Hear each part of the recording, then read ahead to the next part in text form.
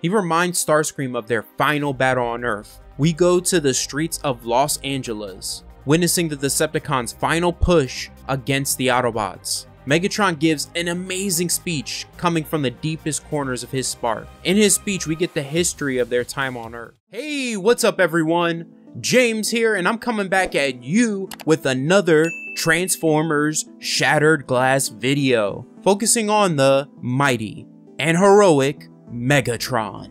Back when I first did this video, I titled it The Tragedy of Megatron. I still like that title, but after analyzing this issue again, The Rise and Fall of Megatron is a way more fitting title, or maybe even like The Rise and Fall of the Decepticons. We'll see what I'll decide to title it. We have a lot to unpack in this story, so buckle in your seatbelts, Beyonders, because I have an incredible, emotional roller coaster in store for you today. With that being said, let's get right into it. So the story opens with Megatron in the Rust Sea. And we've actually been to a similar place in the origin of Orion Pax in the Prime universe called the Rust Spot. Now what the Rust Sea shares in common with the Rust Spot are they both have corrosive elements in the air, and navigation systems go haywire in the area. We find Megatron choosing to live in a self-imposed exile, having lived in the Rust Seas alone for hundreds, maybe even thousands of cycles. I like that Megatron is walking in the desert clad in a tattered cape, just like the evil Megatron in the Transformers Dark of the Moon film. Starscream arrives and is ecstatic that he was able to find Megatron. However, the feeling really isn't mutual. Megatron isn't happy, and he reminds Starscream that he told him to stay away. Starscream ends up passing out from the wounds he got in his battle with Blurr. Initially, Megatron didn't want to help Starscream, but his compassion for his former loyal lieutenant forces him to. He takes Starscream to his hidden bunker. Now Megatron answers the question of how did Starscream get coordinates to his location? And though he doesn't want to think about it, in his inner monologue, he reveals that he sent it to all the Seekers at some point in the past, just in case they needed him. Once Starscream awakens, he tells Megatron about his recent fight with Blurr and how he now has a big bounty on his head. He isn't sure of how the Autobots got wind of his activities, but deduces that they must have overheard or been tracking him ever since he left. He does bring up the possibility of Jetfire having something to do with it, but quickly changes the subject of conversation, not wanting to discuss Jetfire further. And there's a lot more to that story, and we'll learn about that in the next issue, which focuses on Starscream. In the meantime, Starscream comes across an old, worn-out poster of Megatron. It reminds him of the first time he saw him. And at first, Megatron believes he's talking about the first time they met, when Starscream approached him to join the Decepticons. And what's interesting about that is Megatron mentions he actually rejected Starscream many times before he allowed him to join the Decepticons. And the reason why is that he didn't want to put a scholar on the battlefield. Starscream reveals that that wasn't the first time he saw Megatron. It was actually during the early labor protests in front of the Senate. He was there with Jetfire to argue for public funding for their work. Megatron was there protesting for miners' rights and for the banning of the return of Imperator. Now Imperator, for those of you who don't know, is an old tradition used in the old days of Cybertron, where bots who were branded criminals had their hands and heads removed and were installed with new fingerless and faceless replacements, so everyone in Cybertronian society knows to shun them. It's a pretty messed up tradition.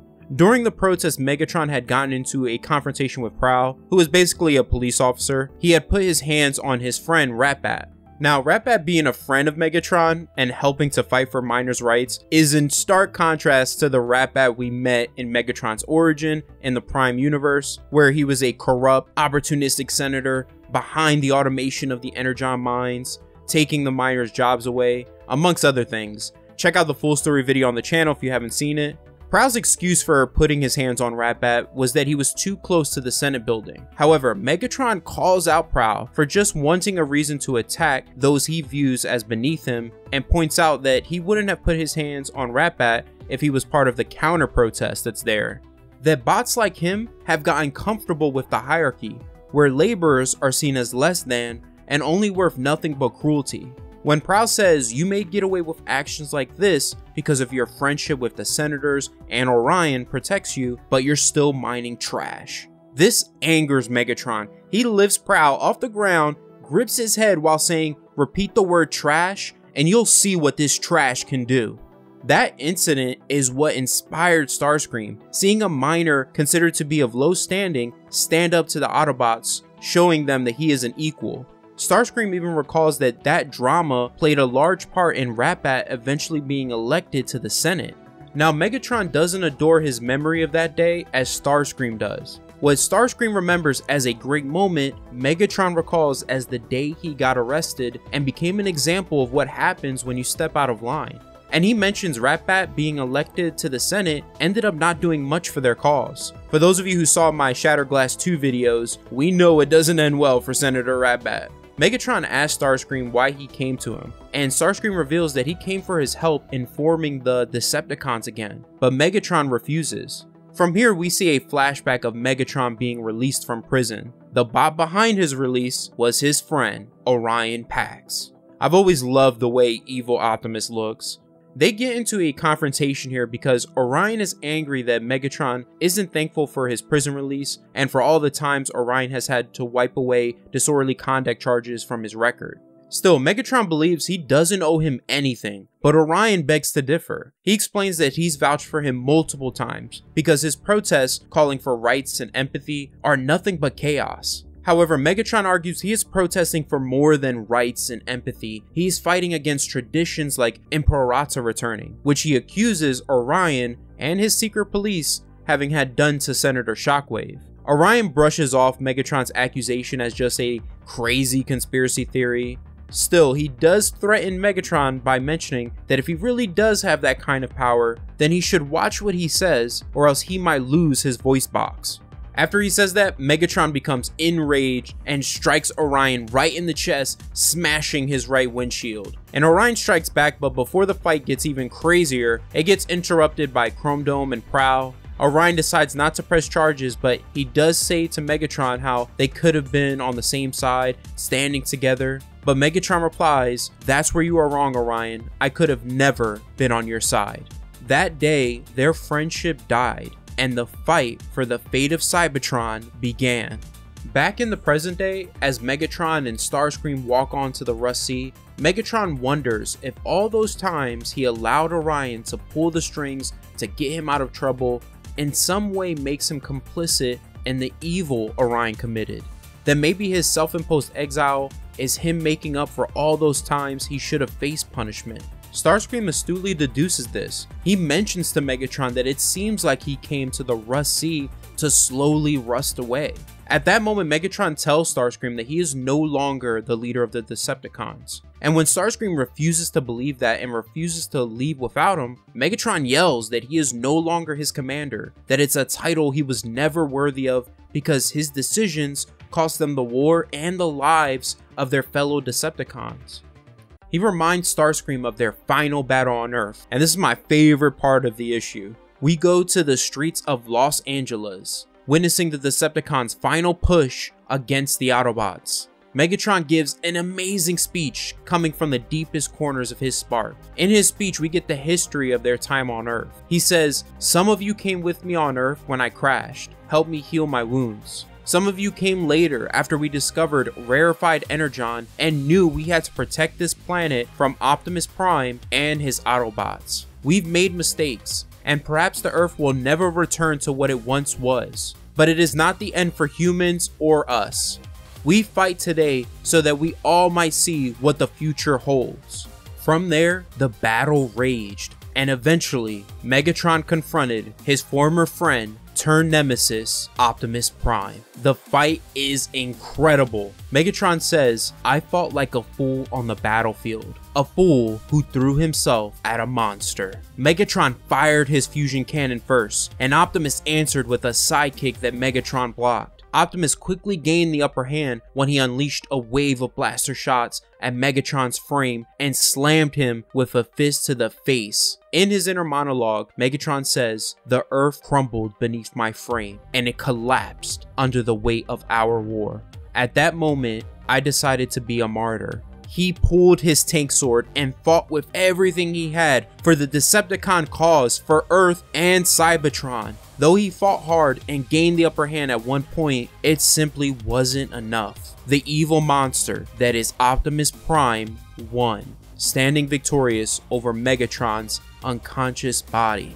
Megatron says, "I laid there for what might have been cycles, decacycles or kilocycles, until I could hear nothing. With no repairs and leaking energon, I waited for my spark to go out." The mighty Megatron, leader of the Decepticons, had died under the boot of the greatest tyrant, who I once called a friend. When my spark proved too stubborn to go out, I found a ship, patched myself up, and repaired it.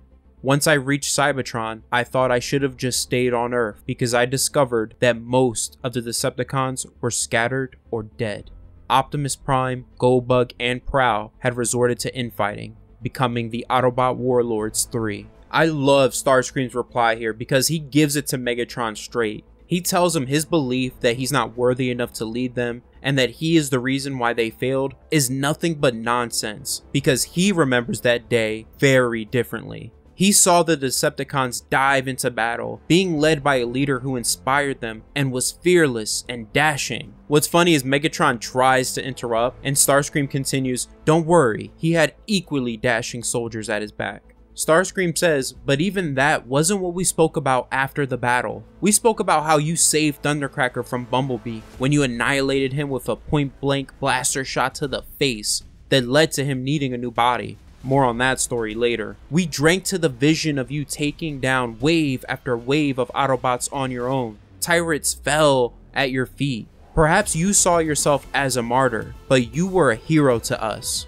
Once Optimus arrived on the battlefield and the Decepticons began to be overwhelmed, Megatron had ordered them to leave while he stayed behind to battle Optimus and buy them as much time as he could. And initially the Seekers refused, but Megatron convinced them. He says, "Enough. If you stay with me, we all die. If I go with you, Optimus won't stop until he hunts us all down. You must round up as many Decepticons as possible and get them off the planet. Starscream, Thundercracker, and Skywarp, I need you to do this not for me, but for our cause." Starscream says, "There was nothing for me to say. I followed your orders. We escaped, but I didn't see you fall or know how long you spent on Earth. However, I do know that our loss wasn't on your shoulders, nor were the lives lost. Those that survived lived on because of your sacrifice. You were willing to lose to keep us alive." This is an absolutely epic moment from Starscream because he makes Megatron realize how wrong he was by explaining it through his and his fellow Decepticons' perspective. That's why he needs him. They're scattered and will only rally behind the bot who saved their lives. Megatron wonders if he were to lead again, what cause could they rally behind now? Starscream reminds him that he's been underground a very long time and things are different, and now he may have just changed things. Back in the bunker, he jogs Megatron's memory of a conversation about how they could theoretically use his indestructible spark as a safe. Starscream says, "What if I told you it's no longer theoretical? What if I told you we use what I have inside me to wake the Titans?" Starscream reveals an image of Metroplex and says, "We can take back Cybertron." That's the end of the video. Megatron and the Decepticons will rise from the ashes. I hope you all enjoyed the video. Check out one of my latest Transformer videos right here. Other than that, have an awesome day, and always remember, every day to transform and go beyond.